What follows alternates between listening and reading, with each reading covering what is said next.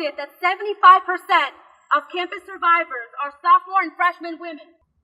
Why is it that we have to continue to study the issue when we know that those zeros and ones reported by institutions under the columns of sexual assault, harassment, and date violence, okay, when we know that those numbers are not reflective of what's happening on campuses across the nation today?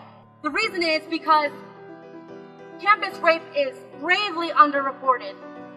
Victims do not feel safe to come forward because they're afraid that there's going to be retaliation against them by a disgruntled perpetrator that's going to sue the institution and the victim for defamation and subsequent litigation, because they're afraid that their credibility will be questioned, because guess what?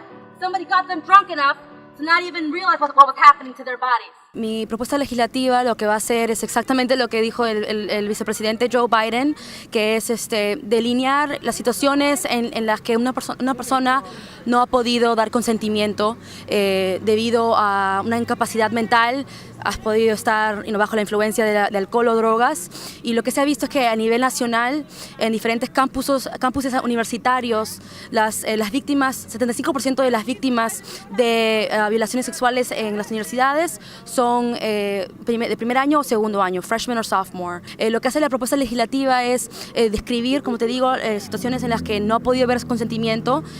Si de repente estabas, por ejemplo, si estabas tan nerviosa o con tanto miedo que no pudiste pelear o te quedaste en silencio, en esas situaciones no has podido dar consentimiento. Entonces eso es lo que hace la propuesta legislativa. Es una serie de estándares que salieron del grupo de Joe Biden, que es un task force que salió de la Casa Blanca. Es una serie de recomendaciones.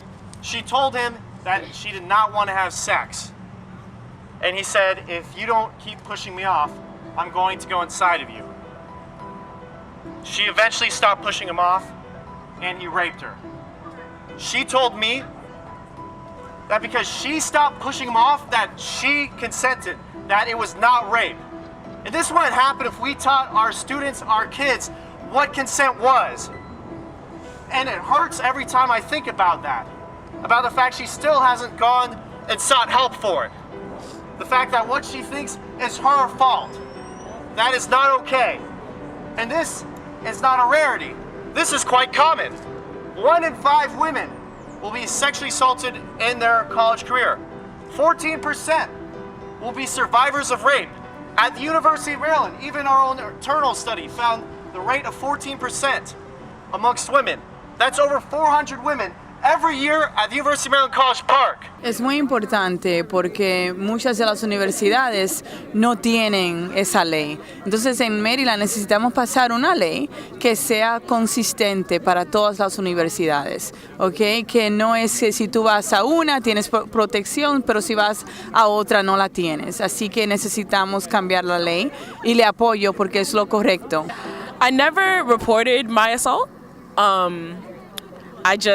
I did the thing that a lot of survivors do, where I pretended like it never happened. And I'm tired of pretending, because this happens on, as I said earlier, a daily, a minute-by-minute basis.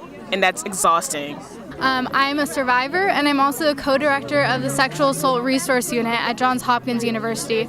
And I'm here to support the Maryland Affirmative Consent Bill because I believe that affirmative consent should be adopted as a standard on all college campuses. Any of those subsequent statements will be privileged. In other words, if you confide it in a friend or you confide it in a faculty member, okay, those statements that you make cannot be brought up against you in subsequent litigation. That not only protects the victim, but it also protects the institutions. This is why I don't understand. Institutions should be behind this bill.